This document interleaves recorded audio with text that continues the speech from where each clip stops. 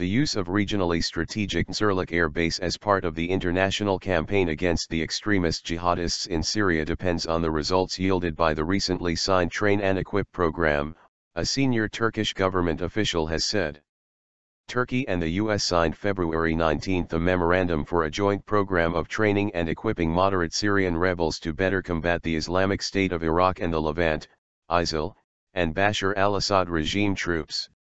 Turkey's evacuation of its troops protecting a historic tomb inside Syria has sparked comments that Turkey would pledge more support to the anti-ISIL coalition and allow it to use its bases, particularly Incirlik.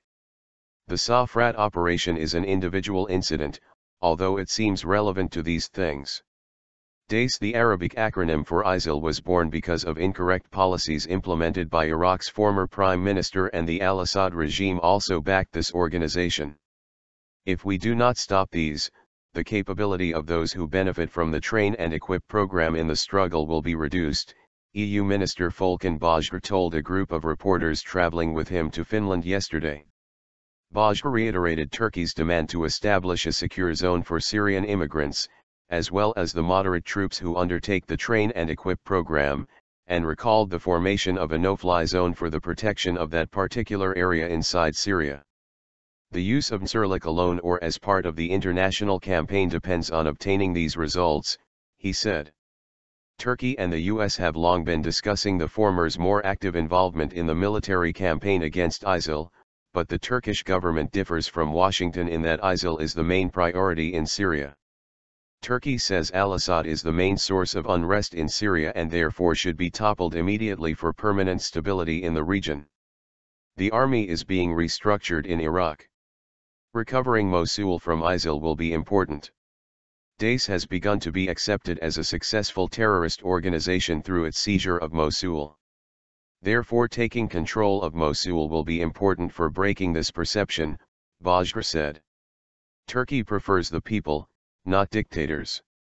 On criticisms that Turkish policies concerning Egypt and Libya cost Turkish interests, as tradeways have nearly been closed, Bozkır responded, "We can't ignore the preferences of the people just to protect our interests.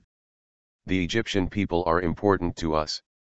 Turkey's current policies will constitute the foundation of long-term friendships and interstate cooperation. When the Syrian unrest is terminated, the Syrian people will thank Turkey for standing with them," Bozkır said. History will judge policies. On a question as to whether Turkey has done everything right throughout the Arab Spring and particularly during the Syrian crisis, Bozkır said the policies being implemented will be judged by history. This policy is being implemented. I do not think it's wrong. Turkey did not have a different attitude toward each of these countries during the Arab Spring. Dictators have been toppled and the chance should be given to replace them with the people's will, he said. Turkey has always been on the side of the people's will in Egypt, Tunisia, and Libya.